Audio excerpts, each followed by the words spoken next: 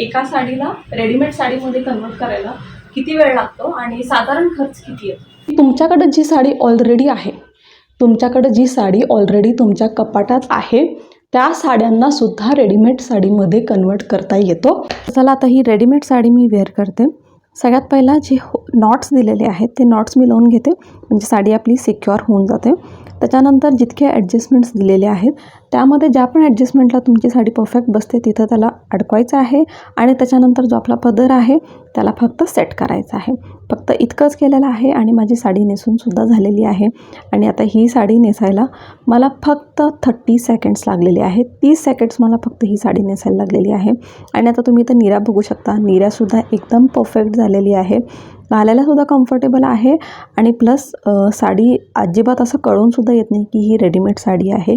एकदम perfectly stitch झालेलं आहे. फक्त 30 सेकंडमध्ये इतकी छान साडी नेसायला येते, ही कॉन्सेप्ट खूपच मस्त आहे. आणि त्याचबरोबर ही साडी सिक्युअर असल्यामुळे तुम्ही कितीही जरी उड्या मारला तरीही तुमची साडी निघणार नाही आहे.